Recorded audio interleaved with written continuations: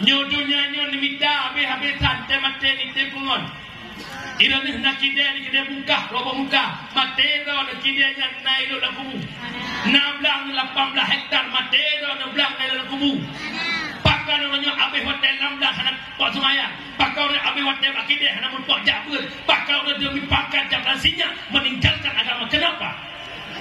Nak penelit di bodohnya hamun ko. Hamun ko. Orangnya hana menyesal, duduk jam menyesal mak hotel mah. Jadi hotel mana? Lo pegah sama cerita.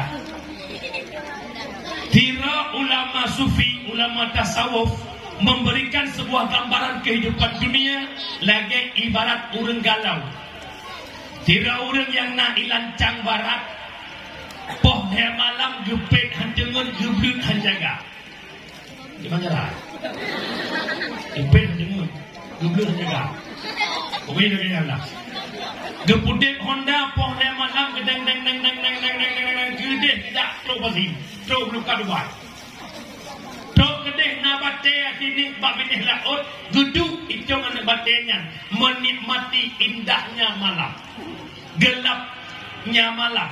Bak watenya jaro meraba-raba. Merempak sabah kantong. Lam kantong yang penuh dengan anak bate. Gecok anak bate sini gecruk lam laut. Gecok anak bate gecruk. Cok culong. Cok culong. Lebih ceruk gecok. Lebih cok pasti gecruk. Kami gecruk gecok. Lebih cok gecruk. Lebih ceruk gecok. Lebih cok gecruk. Tinggal ni batai di negeri mata orang kayak tu.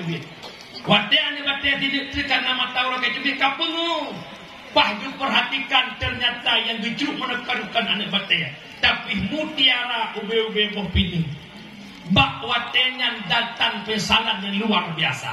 Sabuh kantong mutiara gebo hanya bak dinikmati sebelum wadah mutiara lagi. Pu makna mutiara sabuh kantong, pu makna belum sui, pu makna mata urang jubi. Mutiara umu yang nujuk oleh Allah. Ha tapapih umu urang malam hanya bak nikmati sebelum pu sebelum nyokunyo indahnya gejolak dunia. Lale bak dengar-dengar belum abih umu bak let-let atas na pasti nyakni dunia. Pu tamsilat mata urang terus malik maut. Karena mak tanya kena meninggal malik maut kita buat pintu dia terkalah. Bak watenya baru penyesalan yang cukup luar biasa. Ya Allah, puluhan tahun sudah umurku sia-siakan ya Allah. Aku belum mengenalmu ya Allah. Aku meninggalkan perintahmu ya Allah. Kapan sadar?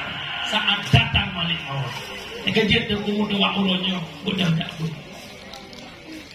Adalah bentuk cinta Rasulullah. Bahkan Nabi kawafut meninggalkan amanah yang paling besar kepadanya.